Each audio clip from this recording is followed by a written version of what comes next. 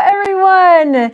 Today we are so excited to bring you So Fun Live for the month of May.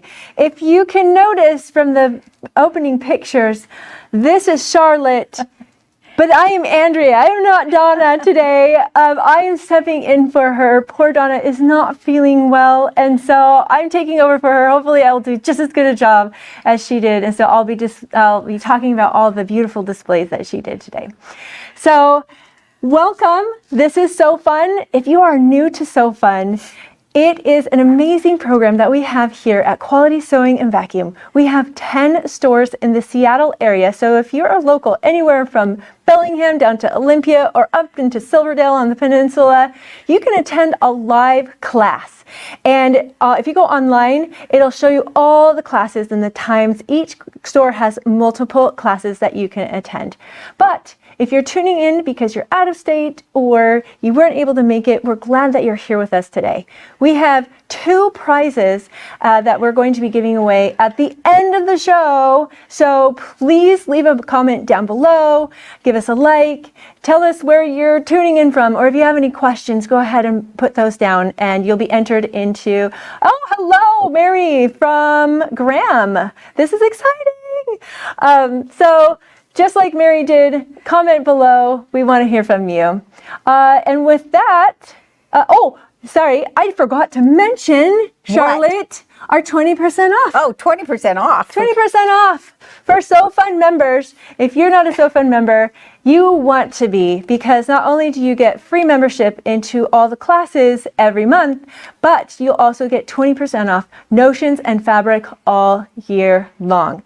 And right now, if you're not a member, it is usually $69.99 for the whole year, but right now it is only $49.99. Did you know that, Charlotte? No, I did not. Yeah, it just started with the month of June.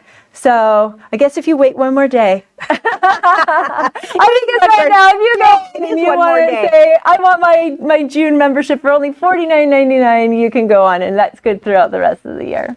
And it's good for 20% off. Yes, it is. Okay. Yes, it is. Okay. So what are we going to start with? Our mix and match book? Yeah, we're going to start with your book today. Okay. This is our book that we're featuring this month, and it's a mix and match sampler settings. A sampler quilt is made with 12 blocks. And so each block is different, or each block, you could do one block throughout the quilt. And these are the quilts that are in here that are featured. One of the things that I have some friends, we have some customers that are librarians, and they get a little bit upset when I tell them that I write in my books. So I've changed my way, and I now just print off my pages so I can write on them. I want to know all the colors of my blocks. I also use graph paper to see how I want these blocks to go. But they're individually, you can see how individually they are in rows. Now, Donna and I happened to make the same quilt, which is called the Barn Sampler, the Barn Quilt Sampler. Donna used black for her base color, and I used a cream, well, it's kind of a creamy color. Yeah, thank you, peachy. Pinky. And this is fabric from our store here in Tukwila. This is Kimberbell fabric, and this is Kimberbell fabric. Kimberbell fabric is made by Maywood Studios, and so all of this fabric is by Maywood Studios. That's why it's a perfect match. Now, if you look at this book, every single one of these quilts was made with half square triangles. I am not a fan of just half square triangles. That you can make more mistakes with half square triangles. So last May, Donna and I brought in the square and the square ruler. And so with this ruler and the book, you get a book with it, this real simple book. And we have the SKU number. If you didn't get one last year, we have the SKU number, and Andrea will order that for you. But the advantage of that is that I did not sew any of my half square triangles on the bias. None was cut on the bias. You make a square and you do strip quilting kind of with it. And it's called Square in the Square. And so your basic square is like this, and there's one right here. And then if I want to do I cut this in half, And then I have a flying geese that would go right there.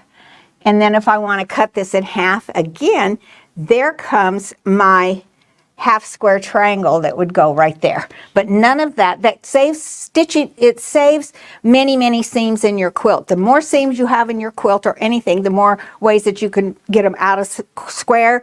And this is going to square up your blocks perfectly when they're done.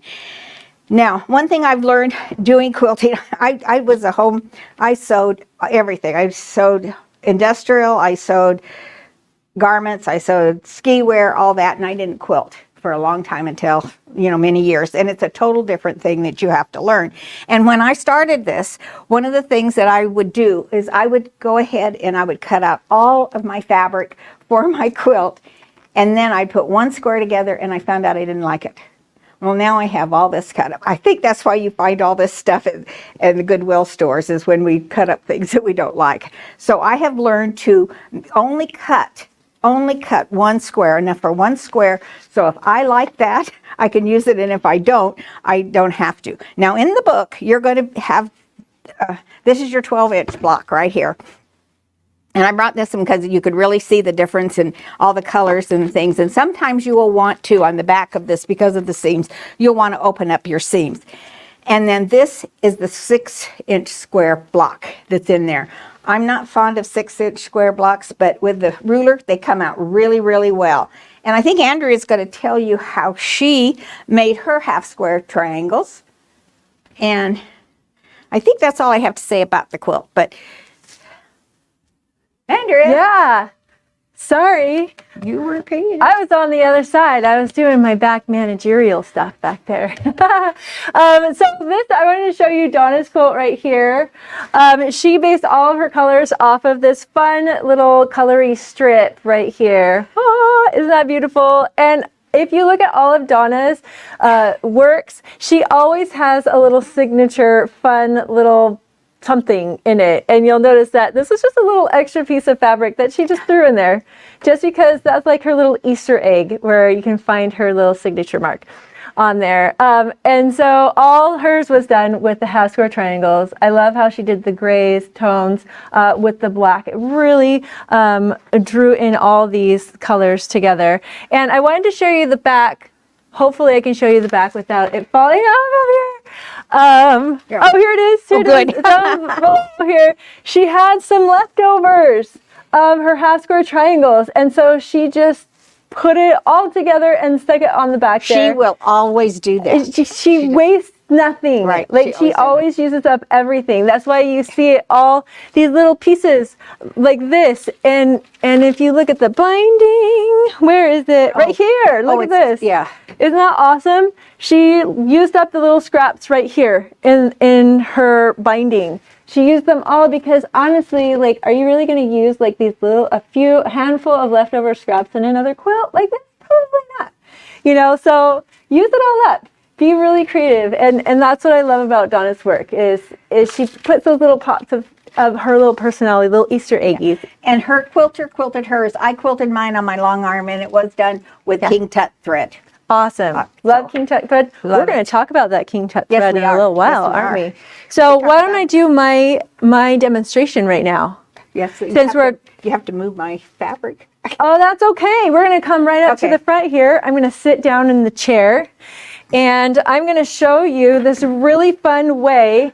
It's very similar to what Charlotte was talking about. I'm going to get you guys right. I am sitting in for Donna, and this is Charlotte that we have with us.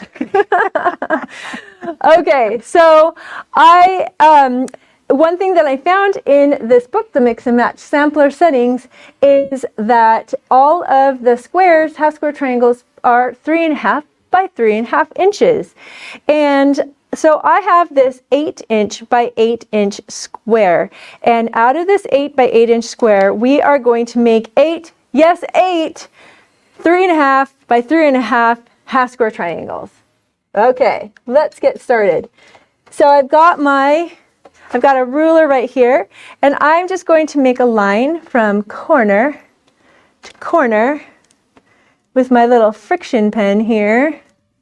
right like this. Let's see if it'll draw on my fabric. Oh, it does. That's beautiful. Oh, well, it started to. Hold on. Let's see if it'll finish drawing on here. Are you gonna? You started to draw on there. Is there another one over there? All of a sudden it doesn't want to work anymore. Let's see if it'll draw if I... No. You know, how about using this? How about using the roller? Oh yeah, this might work. Oh, perfect. We've got one of the little Chalkinator things with the little roller on it. Love these. These are so awesome. Do you have one of these, Charlotte? I have one. You're like, what color? Many. Okay. That didn't mark right through the middle there. Oh, ta-da! There we go. Okay, so I've just made a line from corner to corner, corner to corner right here. I'm going to set that down right there. We're going to come over to the machine right here, and I'm going to show you, let's see, is there a 1/4 inch foot in here? Oh yeah, but that one's weird. Is this a 1/4 inch foot? No. No, okay, I'm just going to use the 1/4 inch. This is what I did before I realized that your machine has a 1/4 inch foot. When I first started quilting, I was just using a little line on here. And Well, that's where diagonal great. tape works really good. Yeah, I know. Like, if you don't have a 1/4 inch foot, it's totally worth it. Okay, so here's my 1/4 inch line. It's right here. It's also lining up with this line on just my regular old foot right here. And that is where I'm going to line up the line that I marked on. So I'm going to sew a 1/4 inch on the side right there. Okay, I'm going to put that down. And we're just going to stitch that real fast.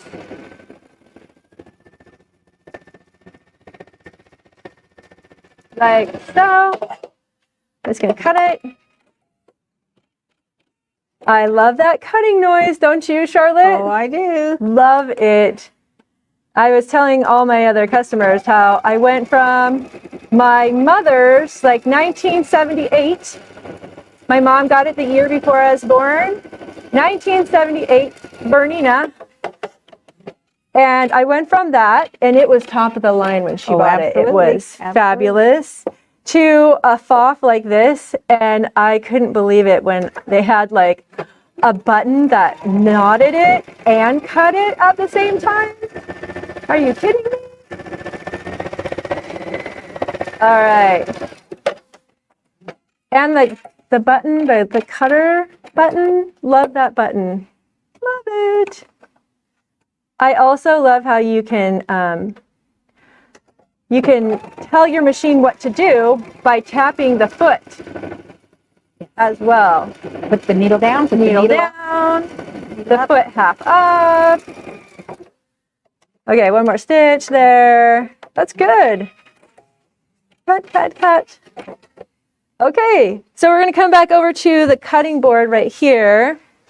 And if you want to, you can give this a little iron before you go further. Wait a minute. Do you want to? Do I iron it? It's okay, just for like demonstration purposes. It works for demonstration purposes. Here. You got a mat for me? We got a mat. We got a mat. Is this on? There you go. Okay. We can give it a little, we'll give it a little iron real quick, make it nice and flat. So when we cut it, it's like really nice and more accurate. Okay. Thank you, Charlotte. You could leave that there. Oh, okay. Are you going to use it later too? Yeah. Okay. So here we are. I'm going to put this over here on the side because this is 8 inches. I'm going to take my ruler and I'm going to put it right down the middle at the 4-inch mark right here. And I'm cutting right through the middle like so. Charlotte, did you know that I am showing just 1/4 of what you can actually cut out at the same time? Absolutely. Oh my goodness. I'm going to be doing a how do I on this in like another month or so, but you can cut 32, yes, 32 half-square triangles all in one go with only like, I think 6 stitches, 6 straight lines.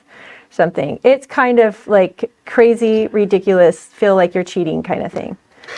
But you know, I love it because you can do a beautiful quilt like this. I love to look at half square triangles. One of my very first quilts when I was learning to quilt was all like square in a square, half square triangles. And I did them all separately, Charlotte. Did you know that? I was thinking to myself, this is taking forever. Who in their right mind does this kind of thing? And then I learned this technique and it was awesome. Are you ready to count with me, Charlotte? Absolutely. We're going to count together and we're going to count how many half square triangles we have here. You see, I'm just cutting. I did 2 or 4 stitches and then just a couple cuts. You want to iron them? No, we're just going to open them and count them together. Are you ready? Okay. 1, 2, 3. Okay. 4. I get you. 5, 6, Cute. 7, and I use up all my finger moisture. 8. We just did 8 half square triangles. Look at those beautiful half square triangles, just like that. You do want to go and make sure that you square them up, make Yes. sure that they're nice and square, iron them really well, do a little best press, square them up. But oh my goodness, just like that, you have tons and tons of half square triangles. So you can either do it Donna or Charlotte's idea. Goes very fast. Very fast. You could do like 30. Yeah, it's almost like cheating. So you It is cheating. Yeah, so don't be intimidated by all of this being half square triangles because it is just super fast to do these half square triangles. When you're going to press these, this is important, is that you want to heat up this because you want to relax your fabric a little bit before you open it up, and then your fabric will turn really nicely over. Nice. And you only do this. You don't, you just let it there. Give it a little squeeze. Yeah, make sure that that's flat. You always press from the front first so you get a flatter seam, and when you turn it over, you could do it there. Yes, And then you square it, and then you want to square it up. Yep, you want to square them up. And just like that, you've got these beautiful squares. Awesome. Yeah. Did you want to go over your binding Yes, I technique? will. Yes, Okay, I will. I'm going to turn the spot over to Charlotte now. Okay, I got to talk to you a little bit about binding first. I know where Chris wants me. Okay, so when I cut my binding strips, before I cut them, they're all best pressed. I don't want to press them after because I want them nice and straight and firm. And one of the things that I do with my binding is I used to fold this over, and I used to stand and I used to press it. And I had this nice crease. I can do that and show you that. This nice crease along here. However, that nice crease, what happens when you sew this to your quilt and you fold it over, it moves because this is going to take up less space, and it moves this nice crease, and so when I would come back over here, it wouldn't be the crease that I wanted it to be. So it saves a lot of time now.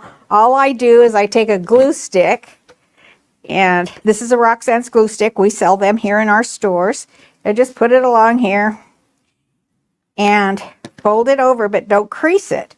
And then when I fold that over after I've sewn it, it doesn't matter how much space is here and how much space is over here, because then I'm the one that determines where that stitch line will be. So what I'm going to do is I'm going to teach a little thing about taking the bulk out of your binding corners, which is, once I learned it, it is so fun and it is so cool. And so I'm going to press this down. I'm going to go to the sewing machine. I'm going to just sew this down. Which way do y'all want to do this? You want to come in this way? Okay. So sometimes I'm going to use a little bit wider seam allowance so you can see what I'm going to do. I sometimes will use a 1/4 of an inch, depends on what the size of the quilt is, a seam, and sometimes I will use a 3/8. And you always want to make sure that when you fold this over, that your binding there is no gap between your binding and your quilt, because if there's a gap there, your quilt will wear out quicker. So we'll just take some stitches down. And you can, if you don't know where to stop here at the corner, you could fold this up like this and make a nice crease line right across here. And you could stop your stitching right here so that you don't go any further, because one stitch too far will not make your corners come out well. You have to get them in the right, you have to stop it in the right place. Now, one of the things that I learned is I don't sew off at an angle. I'm going to turn my fabric all the way around to it looks like I'm going to go down the corner up that 90. I'm going to put my machine in reverse. I think where's reverse here? Oh, there it is. Go back. Okay, use my little scissors and cut it. Now, I think I'm going to be able to do this correctly over here. I'm going to cut this. Is this good? Is this going to be good for you? Okay. So what I want to do here that's important to me and you is when I fold this up and out of the way, I usually stand to do this. I'm short and I can see better that way. And if you haven't noticed, I am short. But I'm going to take my ruler and I want to lay it right along the side of my binding and my quilt. Now, the reason I want to do that is I want this perfectly straight. When I first started doing this, I wasn't doing this, and sometimes this little corner right here wouldn't turn out right. Then a stiletto comes into play right here. Lay it right on the edge of your fabric and bring that down. And you don't want to go past your quilt. If you go past your quilt, you won't get a nice mitered corner. Now, once I've got this down here where I want it, when I sew it, you can't probably see it really good on this machine there, I'm going to start my stitching right here, and my machine is already in reverse, so it's going to go back and then it's going to go forward. The reason for that is that I don't want to push all this fabric this way, then I don't end up with a nice corner here. The whole game, you know, I don't have any quilts that have been in a fair or judged, but if they are judged, this is a real critical part in a quilt, and I think this is most people's we have trouble with it. So I don't know. So I'm going to do that way? Okay. So I am going to sew this backwards here, and I do use a stiletto all the time. It is, you know, it is my favorite tool at the sewing machine. It comes in handy. It saves my fingers and my fingernails. I can always do another fingernail. Come on. It's not going to do it. Oh, I cut the scissors. Well, let's just do that again. Okay, let's do this. Okay, now it's going to go forward. Now. There we go. I want to keep that even. Okay, that's all I need to sew down there now. Okay, so this is the trick to taking out all of the bulk in your corner of your quilt. There are two folds. There are two folds that I just made folding over. I want to cut right here into here like this and pull this back, and there's their second fold. I want to cut right in there like that. Now what that opens up and you can see is where I folded that to make that mitered corner. If I leave that in that corner, I have 4 extra layers of fabric in that corner. So now your binding is really bulky, and you come in and do not cut the quilt, do not cut the binding, you just cut that little triangle kind of goodie out. And then when you pull this over, you have this nice mitered corner. And what you're going to, when you put your binding on, you're always going to go clockwise. And when you come over and you're going to, of course, now you're going to press this and make this really nice here and press it out this way. When you come around and fold it like this, you want to go counterclockwise. So I'm going to come in the corner like this, and I'm going to take my stiletto again, and I'm going to put it at the edge of that binding, and I put it down. Let me see if I can get it down here. And you want that to go perfectly into the corner. And if you've done it right, you will have a perfect mitered corner. And the reason for going around clockwise and then counterclockwise is you have this little, they call it a nose. So the hole's over here on this side, and on this side it's going the opposite way. And so that way that your corner comes out nice and flat. Isn't that great? Love it. So that's that. What are we going to talk about now? Well, let's see. We're going to talk about the zippy bags now.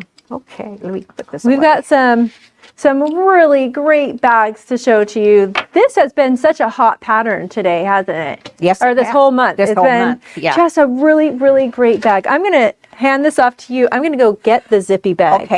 Okay. So the zippy bags, the reason that they're called a zippy bag is that there's 4 zippers in it.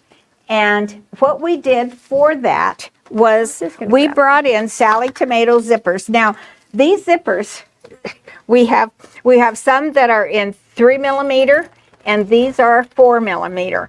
And I mean 5 millimeter. Yeah. And there are 9 pulls in here. Now, what I do when I open one of these up and the 9 pulls, I want them all to stay together because I could probably lose them. So I will put all nine slides on it. Absolutely. And then when you cut your zippers, you always want to make sure that you have a pull in the center, or she'll be putting it on again. And if you don't have one of our zipper jigs, we do sell those. Now these bags were, this one and this one is made with our Sallie Tomato Leather. The complete bag is Sallie Tomato leather. And this is the gunmetal zipper, and that is the rose gold zipper in that. And this is the right size for putting your cell phone in. Really cool. And so There's a nice big one right on top here. Fits right in, like lots of things. lots. Lots of cute little zippies. This is such a great like crossbody bag that you can take when you want to carry things lightly. It's really nice. Well, you know what they say about elderly women. I'm one of those, and they want us to wear a crossbody bag so people don't, it's not as easy to steal them from us. That's true with anybody. Yeah, this one, we brought Here, let's put the sizes together. This is the small size in the pattern, and so I made this out of the splash fabric that we have, and we've been carrying that almost every month. Yeah, almost. And I also put it on the inside, so if I give that to one of my great granddaughters, that they can put anything in there and wash out, with that. And lip gloss, you name it. Yeah. And then this one, I just used some fabric on the top and, to do the zippers up here. Now, on the splash fabric and on this regular cotton fabric, I did add fused 987 Pellon to it, so it gave it some body. But those are our cute bags, and then we have a couple of bigger ones here. Yeah. Oh, let's show the difference in the zippers. Oh, yes. Okay. I think this one shows. Okay, so my zippers were put in with a zipper foot. Donna prefers, this is a personal preference. Donna's put hers in with a regular foot. So on hers, you're going to see more of the zipper tape. Yeah. On this one, you're not going to see as much. And also, when you do any top stitching on this, you will want to use a 3.5 stitch length or a 4.0. Really wide. You want it really, so that it really shows. You can use a top stitch thread with it. I didn't. I just used a larger, and I did use a leather needle when I did mine. Well, one thing also that you want to keep in mind is with the pleather, the tighter and smaller your stitches are, the more pile up. they'll pile up, but it'll also put too many holes, so you'll have a chance of it breaking. Oh yeah, you will. Yeah, and splitting. So you want to It'll make sure cut that the you don't fabric. do that. Yeah. So I wanted to show you Donna is so creative. She takes the idea and she's like, I wonder what it will look like bigger. So these are, here, hold yours. This is the So you can original see, size. This is the original size, and she made it a little bit bigger and a little bit bigger. Okay, this one's an inch bigger on both sides. This is 2 inches bigger. on both all I sides. think so, yeah. Yeah, Now, look at how cool I'm this a is. little bit shorter, so I probably would not want something that long. That's why this is a little shorter. Mine's be hanging down to my But look knees. at how fun that is. And I do love how, you know, oh, this is the one I wanted to hold so you can see the zippers a little bit more. Yeah, this you can is see like, that really yeah, well. this is gray zipper tape with gunmetal teeth. And it's just, we brought in specialty zippers and pleather. We've been bringing in super fun colors lately, like purples and all kinds of craziness, but we brought in these. So these zippers are the same. These are the same zipper, but you can see how much of a difference different they look with the different fabrics. fabric. Yeah. And we brought in more classic colors this month. So you can make something that looks like it was purchased at like Nordstrom's. Yeah. So really classy looking colors. Some kid really in Bellingham saw the black one and he goes, "Did you make that?" Yeah. And I said, "Yes." Yes, I did. And then Donna's is made with, this is navy suede on top. And then this one is called the concrete pleather. Yeah, this is down it. at the bottom. Yeah. Yeah, this is great fabric to sew with. It's luscious. Environmentally friendly. It's going to really last because it's Sallie Tomato. Yes. Right? Let's talk about the hardware you have too. 18 by 25 inches. The hardware is Speaking of hardware, let's show all this. Okay. We can put that down. You hold the zipper. Okay. And I'll hold these. You can't really super see these, super close, but we brought in matchy zippers and hardware. So not only will you be able to match your zipper with a little sign that says handmade, but all the hardware that holds it together And all is the hardware all matchy for matchy. this, all the hardware for this particular bag is in this little box. Yep. All That's you it. need is right here, Right here. and it's right online to match your zipper. So I'm going to talk about zippers because we have our zipper nipper. Yes, we do have a zipper nipper. Zipper nipper is to pull out the teeth on your zippers. These are nylon zippers and they're coiled and you can take the teeth out. I went ahead and I sewed over them because my machine will sew over them. However, if you get a larger zipper that has the plastic coils in it, you can't sew over them. You have to pull them out. I'll tell you a little story about my husband. You know, about 25 years ago, I made him a jacket and a vest, and they were all out of the real tree stuff, and it had a zipper in it. And and he came in not too long ago, and he said, "My zipper's, I need a new zipper in this jacket." And I'm going, "I will make you a new jacket." He goes, "No, I want this jacket. It has a burn hole on the side. It smells like diesel." And so naturally, you're always going to take your zippers and they're going to be longer than what you do. I did wash the jacket before I did it. He was even willing to, he said, "Well, I'll take it out." And I said, "No, I'll do it." But I did wash it, and you always want to make your zippers longer than what you're going to need. And so when I get up to the top here, because they start at the bottom and they're separating, I have to fold that tape over. And when I do that, I've got to take out some of those teeth. And so these go in my little hot pink toolbox, and these are mine, and they'll pull the teeth out really well. And those are zipper nippers. In one of the classes, one of the gals piped up and she said that those are excellent for cutting the shank off of a button. Like if you want to put buttons on some of your wall hangers or something, you just cut that right off. I've got 5 kids. I have broken zippers all the time. If you I'll just hold this. A lot of times they get broken down here at the end. Like here's the zipper pull right here, and right here at the end they get broken because they bust them out or they put way too many things in their backpack or whatever. And so what I'll do is I'll cut out the last couple of mangled ones because they're like half hanging on there like a loose tooth, right? So I just use that and take those out, and then I just do like a hand stitch right in front of it with the knife. We have machines that do that stitch. Well, I know, but when it's like on a backpack, it's hard to get that. It is. It's hard to get like that into a sewing machine. I buy sewing machines to do my hand stitching with, just to say. If it's just like the little hand tacky thing where you need to tack it right there and not pull apart the whole backpack just to sew that one thing. Anyway, maybe. so they get the idea. Okay, so we're going to do Where are we? bird brain. Oh, I'm so glad that they chose this because it has birds in it. I love birds. I'm going to go grab it over here for you, Charlotte. Okay, so these are our bird brain designs, and they're by Birdhouse Garden. It's called Birdhouse Garden. All the stitching on all of these are done with our King Tut thread. And King Tut thread is a 3-ply 40 weight thread. And your embroidery thread is a 40 weight thread, but it's much thinner because it's not a 3-ply in there. And so what I want to show you first is the size of your hoop that you need to have for these is a 5x7, or you could do a 260 by 300.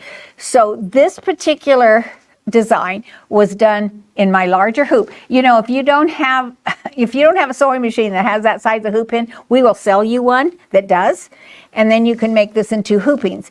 But if you only have a 5x7, you're going to be able to make this size here and this size here. And so this was done in two hoopings.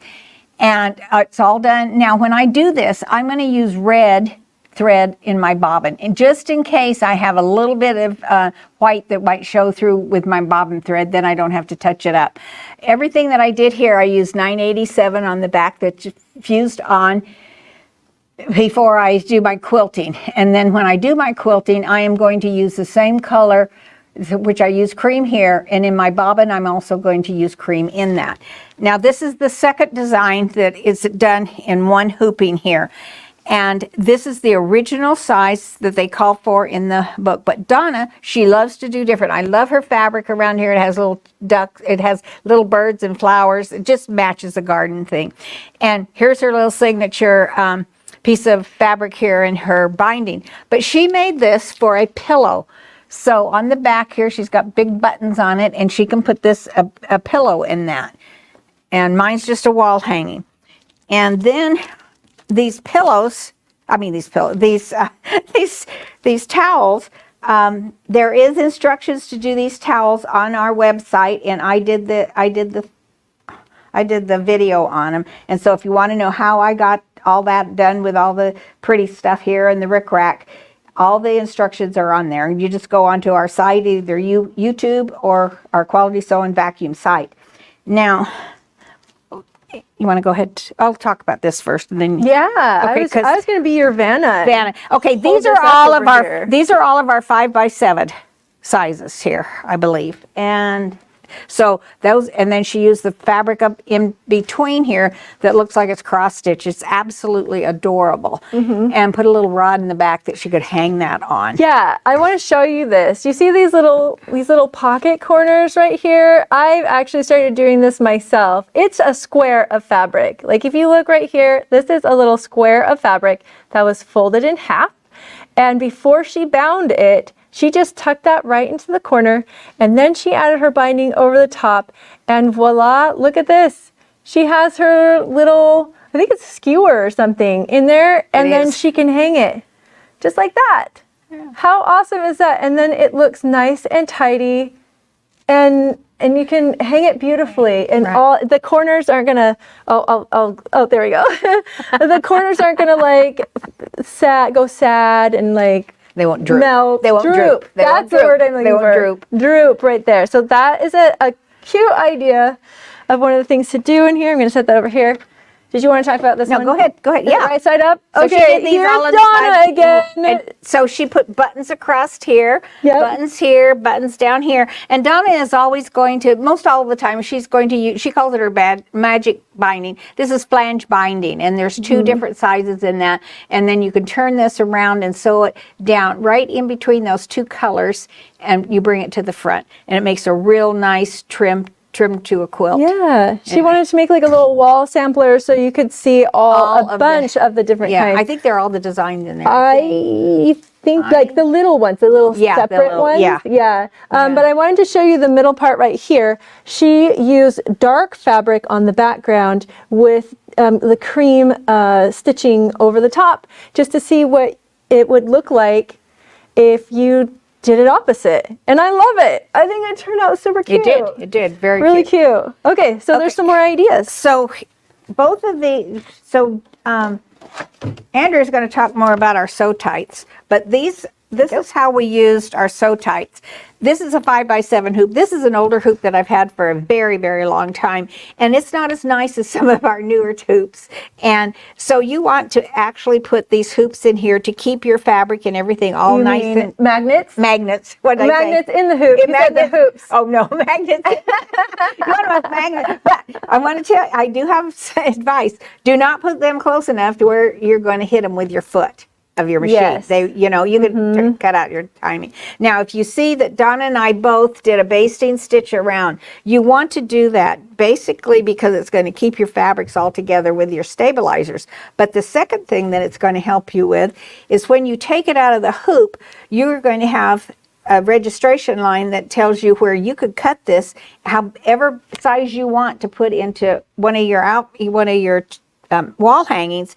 And you have, if you don't have this around here, it's really hard to decide where's the center and the center of the design. Yeah. And you can't, and So then you're trying to easier. center this. So if you have this line and don't, you know, this basting line around here, you know, I have two different kinds of machine. One says, you know, you can baste around the hoop and around the design. And this one, I prefer when I want to go and put this into something else, I want to put it around the design.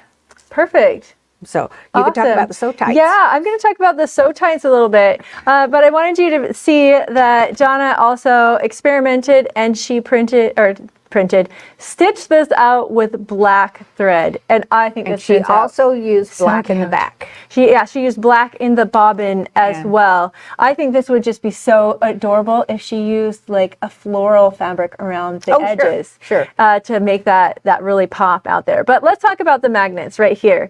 These guys are amazing. They are. Charlotte, I did the, oh, there it goes. They just come right off. Look at that. Would you want to hold this for me for a second? You're going to be my Vanna. I want you to watch these. Look at how awesome those are. These are so, like, you can't pull them apart from each other. You have to separate them like that. Twist them. And they're heavy duty. These are the heavy duty. Yes, These are the heavy. these are industrial grade magnets, and oh, did you see that? They're so cool. So when you put these in, you want to make sure that they are snapped together like this and not lined up. Not like this. Ask me how I know. I did the whole Kimberbell event in the springtime for Easter just using the magnets. I didn't use the tape that they required. I didn't use the sticky back. Right. I haven't actually tried the sticky back yet. The sticky back is used for things that you can't put in the hoop that you want to just kind of float inside the hoop. So see how the fabric is actually in the hoop? You can actually float it on top when you use these magnets. Here, I'll just show you how easy they go in. Bloop, just like that, and they're in. So I did the entire Kimberbell event just using the magnets. Right, and the little dots that are on the back, we have Grippy by what's this? The purple.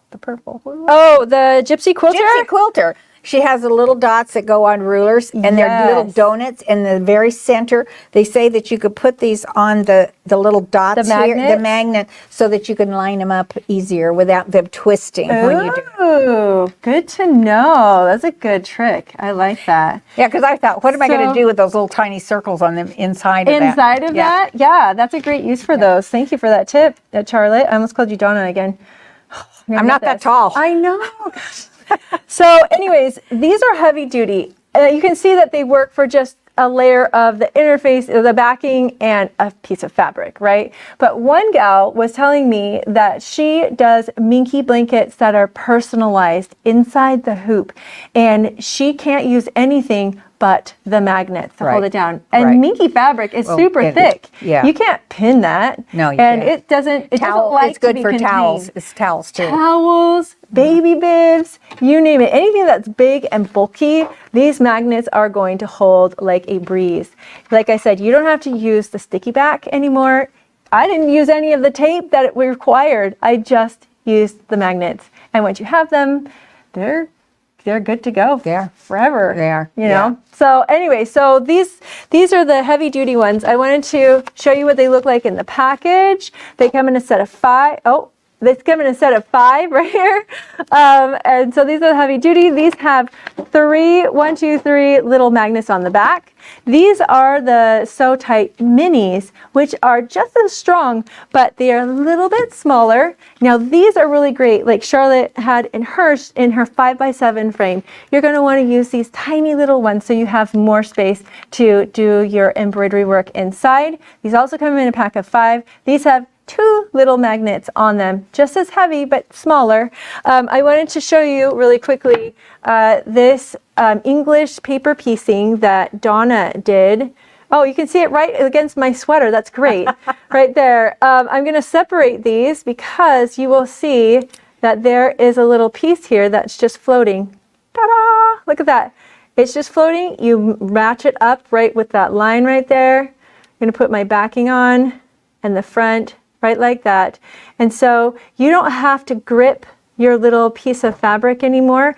You just barely have to hold it, and then you can do your hand stitching without straining your hands. I've already had carpal tunnel surgery. I think you've had it twice on both hands. So anything that's going to help me from putting that strain on my hands is going to be awesome. That's right. Okay, so those are our SewTites magnets. These have been selling like hotcakes. They should. They're good. Have been selling like hotcakes. We did not mention when we were doing our bags, our zippy bags. These are the mini clover clips. Yes. Well, you can't pin. You cannot pin leather. You can't pin any of this because you'll put extra holes in them.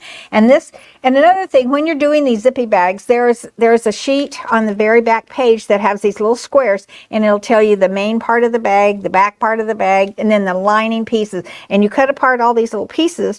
Well, since I had lining and I had main fabric, and these happens to come in 2 colors. So you got red and turquoise in here. Just put red for all the lining and turquoise for all of the main part of the bag. That's and a then great you know idea. when you're picking them up, and not getting them in Were you able to use those when you were doing your... Yes, but I also use that little tape. Oh, yeah. And also, when I am trying to match up my seam allowances that I want to nest, and I want to come out where they're just really perfect, I want to use the little tiny minis because I can sew real close up to that seam allowance using my stiletto without making a bump if I use pins. And pins are not your friend always, and then you come out with a perfect point. That's awesome. Yeah. I love having a variety of those clips. I love the jumbo ones, the medium ones, but having those little tiny ones, especially for the projects that have little details like this, are going to be amazing. There's a lot of parts to this bag. We did have a question on how to make the handles on it, but you know what? I think I'm going to teach a how do I on it. Okay. Can you show us how you did the straps? Yeah. Okay, so... The strap, these two, I just cut 1/2 inch pieces, and I top stitched both sides on the black So the edges are raw on this one. Now one of these edges, I'm not sure if you can see that. One edge is raw on this side, and one edge is not. I folded this over, so this would be 1 inch. Just to fold it over. I folded it over. Yes, and then to make it long enough, I did exactly a 45 when I put binding? Just exactly like binding. Like binding. The little Make one that here, long enough? I didn't put it on the smaller one, but then you can adjust it. You can't even see it. You can't see it. It's a little thicker, but what I did when I sewed it, I took the 1/8 inch tape. Yeah, that's awesome. Tape, and I put it down so that it would keep those 2 pieces of fabric together. A couple of months ago, we brought in some By Annie's tape. 1/8 inch. 1/8 inch. And this is perfect for this. Tiny. Tiny. It was so great. So we do have some here at the warehouse. Yes. So if you would like some, just let us know. It's online. Okay. So let's go over to the table crossings here. This is our table. Oh, yes. Let's get our, these are our placemats and our our placemats and table runners. And the cool thing about these are by Poorhouse Designs. Do you want to hold this, Miss Vanna? Yes, I do. Okay, so this is the pattern, and you can see that the pattern was actually drafted for using a border print here. So this is a border print, and this is a border print in here. And we have neighbors that have all Indian motif in their house, Native American, and so, you know, we're going to give these to them for Christmas. But one of the nice things, you know, you're going to have a pattern in this book, and you have some templates that you're going to be able to cut these pieces of fabric here. And what I did for the first one, I have to cut this. I had to make my own template. So I had to make a template for this right here. I only made one, and for everything that I made, I used this one. This is made with freezer paper. So freezer paper has wax on it, and so I ironed it to my page, and then I cut my templates out. So I have a nice template here, and then I just used my ruler and went ahead and cut this. And somebody asked in one of the stores, they said, can you use wax paper? No, it's waxy on both sides. You can't do it because you would need to iron it. And then they said, well, can you use parchment paper? And I said, no, you can't do that either. That doesn't work. You gotta use freezer paper. So the cool thing about these designs is once you cut this fabric, you have a solid piece of red fabric here, or whatever color you're using, and you're going to end up with a piece like this. This moves on us. I can't do it. I'll get it. Okay. I'll get it. And then you have, so what you've cut off all this red over here. Well, then they're going to tell you how to use those pieces that you cut off, and you're going to cut this piece for here and here. Nice. And nice. yeah, you kind of need a felt board for this. And then the third one here. Oh. Now this is just a 4.5-inch square, so that's the only extra red that you have to have. So when I looked at this border print, it came out to where it's 4.5 inches right along there. It's just perfect.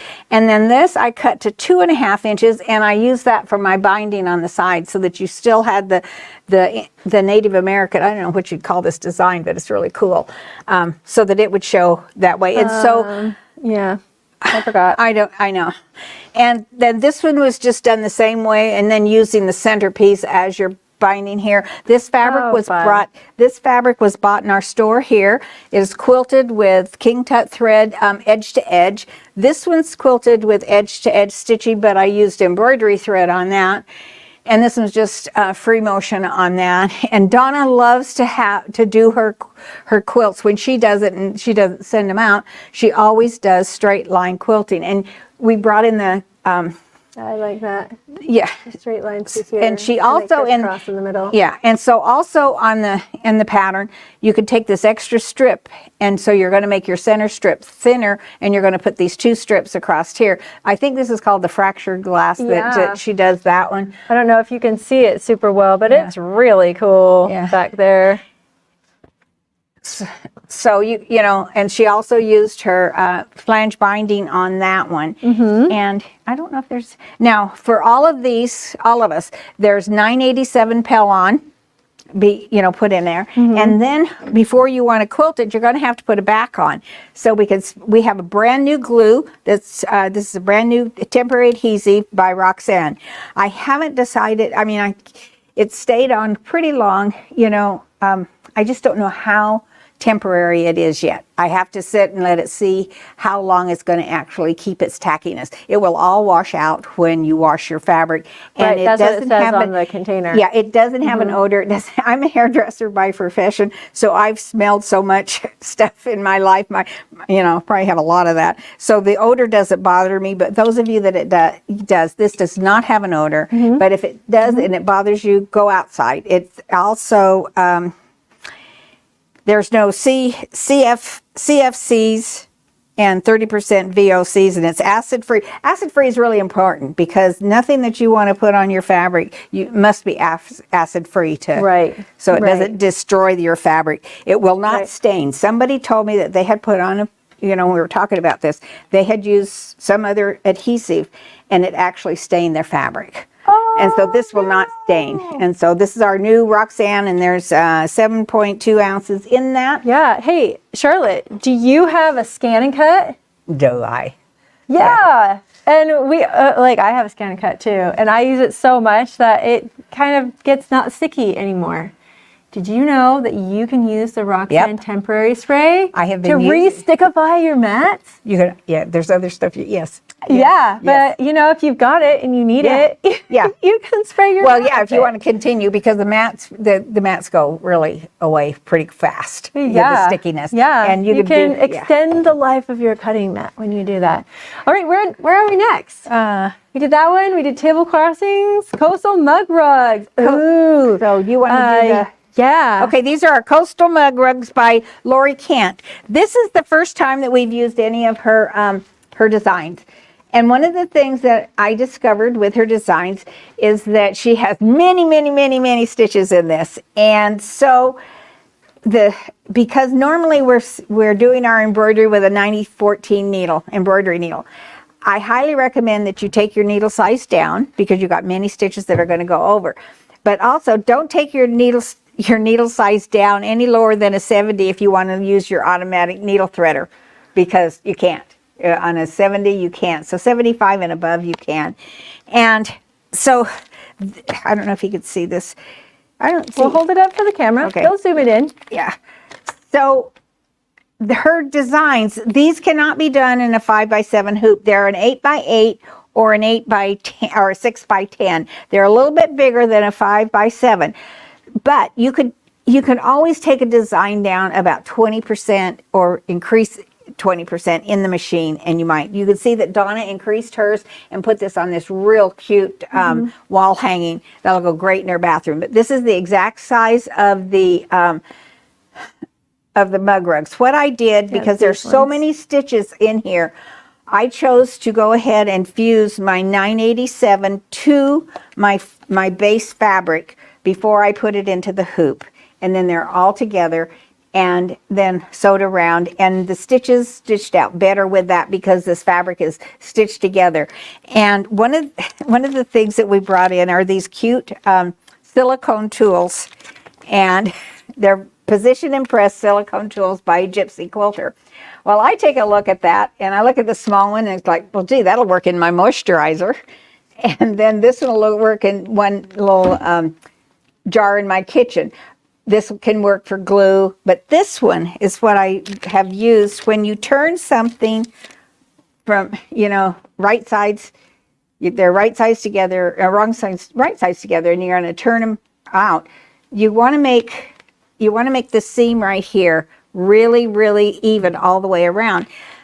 You can stick this in here and iron at the same time, and you're not going to iron your fingers, because a lot of times you'll end up with a real little ridge in here, and we don't want that. And this way my iron goes right in there. This big one will do that also. Depends on the size of what you need, or the corner. If you need to get into that corner, you can get into that corner really, really well with this one. And then you can press that corner. Yeah. You know what was cool? Let me see that one. This one, yeah. If you are doing a seam, I'm going to borrow this right here. Do you want to hold that for me? Be my Vanna here. If you need to iron and hold open, like if these are two open ones, you can see how this side kind of goes out a little bit more. And you take your iron. I don't want to. It is on. I know. I'm like, I'm not going to get any closer. You can kind of see. Can you see how that it's kind of dipped in the middle? So it will hold the sides of your fabric as you're ironing down the middle. And so your tip of your iron can get in while it's kind of holding. And especially if you want to do seams open. Little tiny quarter-inch seams. So these are really going to hold those sides out while you get the tip right in the middle, which is really cool. Yeah. So if you look at these, they all look like brushes. I I don't know about you, but I've had to throw out a couple of my brushes because I've been working on a paint project or a glue project or something like that, and I walk away from it, and then I get distracted, and then by the time I come back, it's all hardened, and I have to chuck the whole brush out. Now you don't. You don't, because if there's something sticky or like paint or something, it's just going to come right off of that, and it's not going to stick. So anyways, so I really love these. You need one. You need 2 sets. You need 2 sets. Yeah, you do. One for your bathroom. One for the sewing room. And one for the sewing You could get 3. One for the kitchen. Exactly. Oh yeah, that would be good too. You know, we use so many silicone things today. Anyway, that's that. Absolutely. So did we did. Okay. Okay. Let's talk about these. These are not our underwear hanging here. We're going to talk about these. These are a Serger pattern, and it's by Hideaway Hanger Safe, and it's by Suki Sews. And it is totally done on a Serger. How many of you have a Serger that you use as a doorstop? Well, we want you to. Well, or like I've been using my Serger like almost daily for like 20 years. But right? you never used all these feet? But I didn't use all these feet. Like I have a box full of feet that I'm like, I don't know how to use those. This is going to teach you how to use a 2 thread on your Serger, but also how to. No, that's not it. Yeah, that's it. Okay, that's a flat. That's a flat block. Oh okay, yes, that's a flat block. But the 2 thread, what we started with is our rolled hem right here, and pin tucks. Right here. And it's done with a blind hem foot. And if you've never used it, you can't see that very well on this one. This one is a little bit better to see. Yeah, you can see texture on there. Maybe you can see. Oh yeah, you can see those pin tucks a lot. Okay, so this is done with woolly nylon, and there was, now we have woolly poly, but I have a drawer full of woolly nylon, and so we are carrying in some of our stores. We're carrying the woolly poly, so you could get that because people have asked for it. Now this was done with 12 weight thread on your flat lock here, and also on your flat lock. This is cotton. This is cotton lace, so it's done right sides together, and when you open it up, you have this little ladder stitch. The zippers are put in with a 5mm cording foot, and you can put so many. It makes the edge of your zipper so nice. Perfect. So you're going to learn how to do a 2 thread. You're going to learn how to use your feet that you have in this container. And it doesn't matter what Serger you have. We sell all kinds of Sergers. This was done with a baby lock. We don't want to. Well, we must not do this one because I don't have a pocket. You've got the little pocket right here. Okay, this is a hideaway pocket here, and it will fit your. I kind of goofed on this one. Anyway, I'll show the other one. That's fine. Anyway, so this will fit your. Valuables. Well, even your passport. Fit in there. And if you throw a jacket over it, somebody just thinks it just looks like a camisole. And the thing that I would have liked this on my honeymoon 25 years ago plus is because somebody got into the cabin of our ship, and they got into the safe and they took one of my necklaces.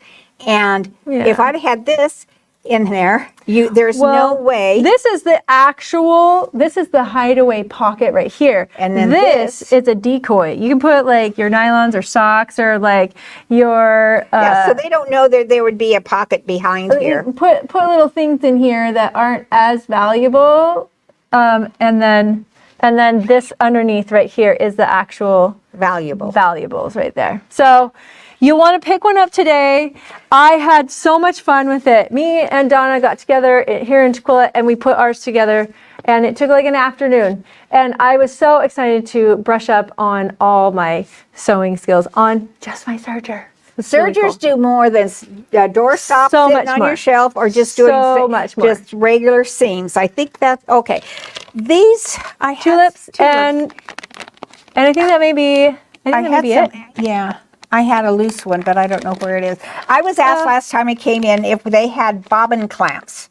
Okay, so bobbin clamps go around your bobbin, and the purpose of that is it keeps your thread all neat and nice in it. Right. But what it does for me, I have many of the circle ones, but what I use these for, I just told you I had cotton 12 weight thread. Okay, so I want to use a cotton bobbin in that. And in my drawers, I'm only going to keep where my cotton thread is, and my cotton bobbins are going to be in the same. So I put all my little bobbins in there. And there's different colors in there. There's colors, and there's a little chain. You know, you can hook them together. But so if you guys are making the bowls, that go in the microwave, you have to use 100% cotton. You have to use 100%. Cozies. Yeah, cozies. You have to use the batting that's 100% cotton. You have to use Thread. fabric that's 100% cotton, and you have to use the thread. I do not ever want to get that cotton thread messed up with a bobbin that and then I give it to somebody. But then there's like the iron away thread and the wash away thread. You don't want to mix up. So you need to keep it all separate, and it's really, really important. Well, what Donna did is she put the bobbins that she was using on her projects, like the red work over there, and she put it on a little chain right here.